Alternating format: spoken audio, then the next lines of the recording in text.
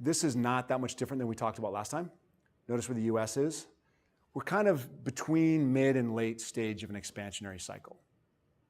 But we're far enough from mid to late that I want to talk about, just like in January we talked about potential for probable volatility, I want to talk about what will a recession look like.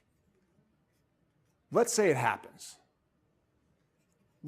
How is it going to be?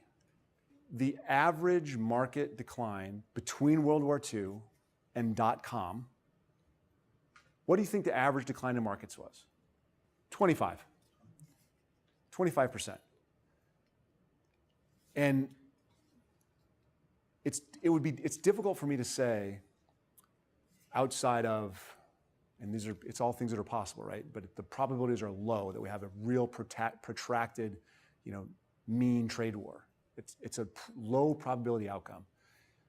If it happens, then we could probably see a 40%. But things are going so good in terms of jobs, in terms of earnings. Wages are slow to pick up. They're always the last things to pick up.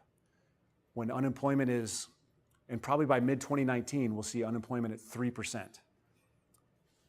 There's no employees left to hire. The number we're seeing grow faster than other numbers are people who leave their jobs voluntarily. In May, 3.5 people left their jobs voluntarily. Why'd they do that? Because they had better jobs, right? That number is improving almost every single month. So when people leave their job to find a better job, their employer that they just left has to hire somebody else, or close down, right? So if they have to hire somebody else, what do they have to do to find that person away from the other employee? There's no one out there to hire. Wages come, and they're coming, and it's slow and it's agonizing, but it's coming. The downside of wages, what's the downside of wages, of higher wages? I was going to say lower profits, but sure, it leads to inflation too. And potential inflation means more Fed action, so you have lower profits from higher wages, and you got more Fed action, so you got a higher cost of capital. Given where unemployment is, given what the employees, can you imagine a moment, 3% unemployment? Let's imagine that for a second. How long can we go until you need a surgery, but there's not enough doctors? Or you need to build something, but there's not enough contractors, or you want to open a restaurant, there's no chefs. Like, we're bumping up against that. So that wage growth is coming. But we're mid to late. So we see some credit tightening. We see earnings aren't really under pressure now, neither real earnings nor pre-tax, neither pre-tax earnings or post-tax benefit earnings. Growth isn't falling. Credit growth might be declining a little bit. So we're right at the mid to late stage. So when I'm thinking about that potential recession, it's not one of these major recessions. There's nothing there that thinks it's all going to melt down. And it's very possible to have a 15% or 20% or 25% decline and have a recession and come out of the recession very quickly. There's no indicator right now, whether you look at leading indicators or coincident indicators or lagging indicators, there's no indicator of recession right now.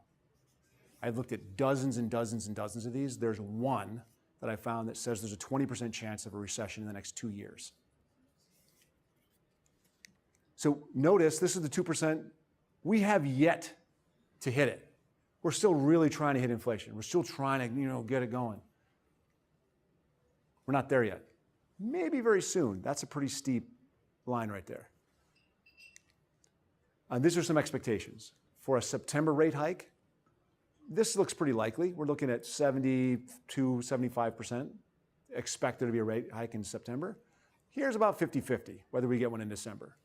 So the Fed hasn't really changed. They've said, hey, we're going to be data dependent.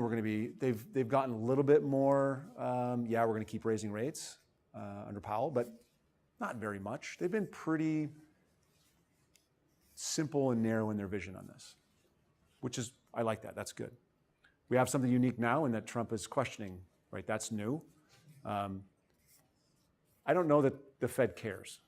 He doesn't have any control over it. The Fed probably doesn't care. The Fed is independent. I don't think he's worried about it.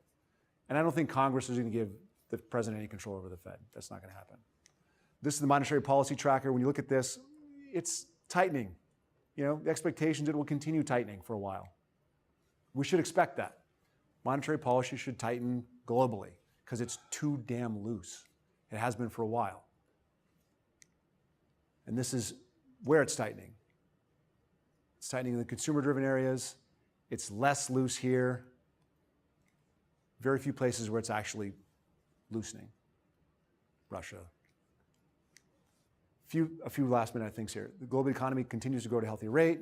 Buoyant mood of last quarter of 2017 has become tempered. Right? Remember that? Yay, it was great. We grew. January was great. Now we're questioning it.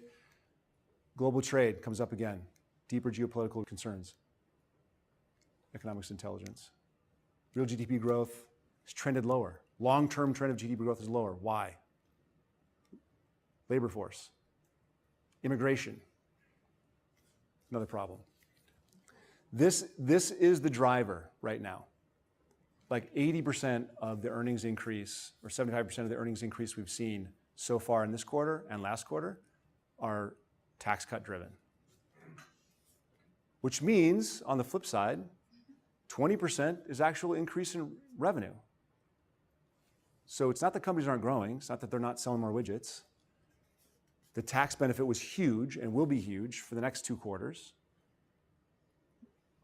And if companies can keep growing, if we start to see wage growth, if we start to see some of these other things, then we can continue having a bull market. So this is really important. This is Franklin Resources. When money just goes irrationally into stocks without some fundamental review, there's a risk. There's a place for both active and passive investment, but risk-adjusted portfolio is really important. And I'm going to put in there plan-appropriate risk-adjusted. So every individual has their own portfolio. You should be able to know what your tolerant downside risk is. And we are communicating about that. This is the possibility of your portfolio might go down 40% if the market goes down 40%. If you can't deal with that, then we need to revisit the plan, because that's how we get the returns we need for your long-term plan. If we can't get there with those returns, we can't get those returns because you can't take that risk, we need to change the plan. It's plan appropriate, risk adjusted. Does that kind of make sense? The trade-off of lower returns, you get lower volatility, you can deal with that.